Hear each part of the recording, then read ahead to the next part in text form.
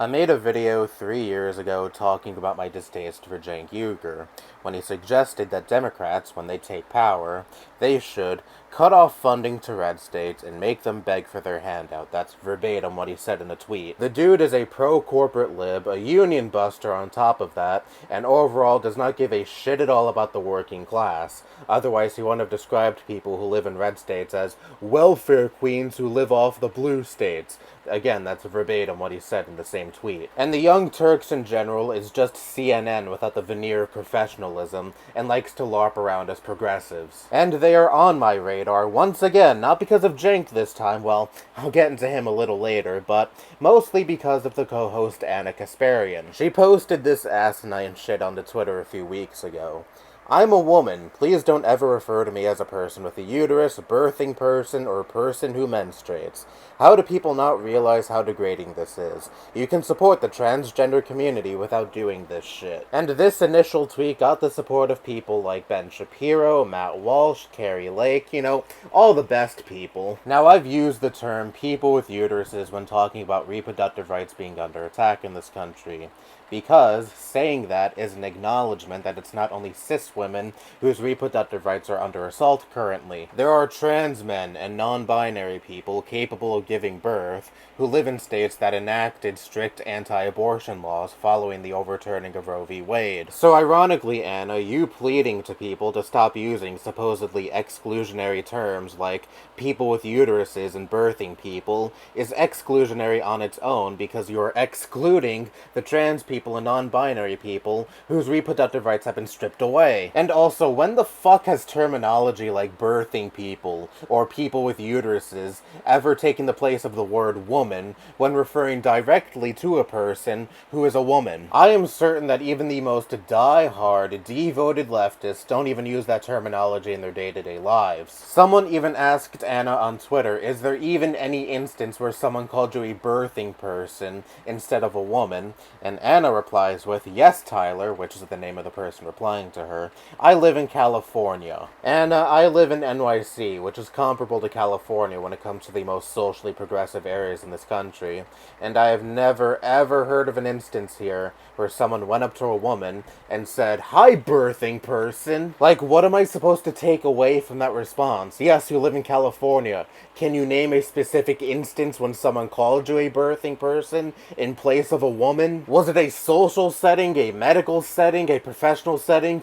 Who the fuck called you a birthing person? You failing to provide a specific example of someone calling you this leads me to believe that you're just full of shit. And instead of letting this stupid discourse just fucking die, the other day Anna decided to double down and tweet this. LOL, the meltdowns over wanting to be referred to as a woman rather than a birthing person is pretty wild. I will never apologize for that, especially as a biological woman who has had a fucking lifetime of being told I'm less than. I'm a woman, no apologies. Who the fucking fuck is trying to diminish your experience as a woman who has faced misogyny by using inclusive terms in very specific contexts and settings? This is fucking indistinguishable from something J.K. Rowling would tweet. In fact, a few years ago, J.K. Rowling took issue with a similar inclusionary term.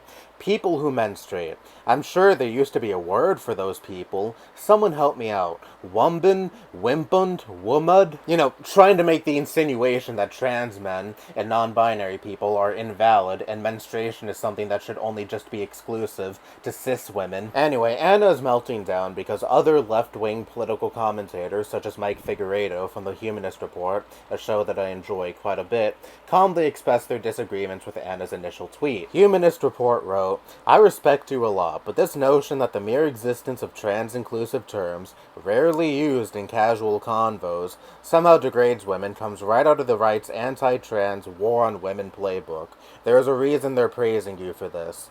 And Anna claps back with, hey Mike, you're a guy who has no clue what it's like to have your reproductive freedom taken away, but consider what it's like to have the same lawmakers who fail to protect our rights turn around and call us people with uteruses. It's not inclusive if cis women hate it. Can't the same logic also be applied to you, Anna? You're a cis woman melting the fuck down, for whatever fucking reason, over trans and non-binary inclusive terms, and you live in a blue state. What about all the trans people and non-binary people capable of giving birth who live in states with strict anti-abortion laws? You don't know what the fuck it's like to live in their shoes either. And yet here you are in your ivory fucking tower in California, shitting all over the terms meant to be inclusionary to those exact people. She then said the other night on the Young Turks that she has no interest in ever talking to or collaborating with another online leftist ever again. What a fucking crybaby, dude. Every other online left-wing commentator I have seen that has voiced their disagreement with Anna has done it in a calm and constructive manner. Maybe minus Vosh, who, in his video covering this, called her the R-slur several times, and regardless of what he says, yes, that was stupid and out of line of him. But everyone else, sweet as a peach. But even still, she wants to plug her ears and cut them off. And Jank has been pretty fucking awful during all of this, too. He posted this onto Twitter the other day. Left-wing extremists help right-wing so much. 66% of this country is left-wing, according to polling on policy issues. They don't believe in defunding the police or being called Latinx or calling women birthing people or abolishing prisons. Anyone who claims they do is lying. And I say, anyone who bases their entire worldview solely off of what is popular or not with other people is an ineffective political advocate. Shouldn't the left's job be educating other people on better positions, because otherwise, how the fuck would the movement even grow? Being for civil rights sure as shit was not a popular position just 50 or so years ago. And then Lance from the Serfs, a political streamer who I'm not really familiar with because I don't watch them, replies with, "Birthing person is an inclusionary term for trans men and non-binary people who give birth. No one is saying women can't be called women, except for right-wingers who do that to trans women. This is a non-issue that's being elevated as a real one. No insults, completely constructive, completely civil." How does Jank respond? He goes on his show and essentially says, "You're not correct because who voted you in? What polls agree with you? So don't try to correct me because I'm right and you're wrong." It's hilarious how he smugly asks Lance, "I'm sorry, who voted you in?" when he tried to run for Congress in California in 2020 and lost. He got only 10,000 votes with only 6.6% of the vote. He was also really fucking hostile towards Emma Vigeland, the co-host of The Majority Report, a left-wing political commentary show that I'm very fond of. She replied to his tweet that I read earlier with, "Isn't your point contradictory? If that number's correct, that means that any aversion to inclusive language is marginal compared to policy sets. Democrats have been doing well electorally as well. Nobody is making voting decisions based on clumsy activist/medical language." After a short back and forth, Jank ends with this. "Good news, we are on the right side.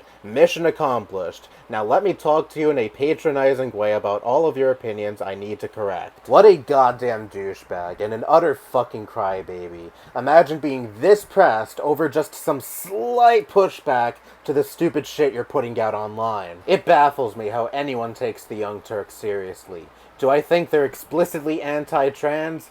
I don't know. They've done plenty of segments where they're pro-trans. I don't watch the Young Turks because I'd rather not subject myself to fucking garbage, but I do know that they have spoken positively of trans people on several occasions on their show. But I do find it really weird that they're kickstarting this discourse in the midst of rampant anti-LGBT rhetoric and legislation we've been seeing no shortage of in this country in the past year. It makes me seriously call into questions what their intentions are. Perhaps I'm getting a bit too conspiratorial, but regardless, this is very vindicating because I have never fucking liked the Young Turks at all. And it's very nice seeing so many other people finally realize that the Young Turks are fucking trash. Anyway, that's all I have to say. Bye-bye.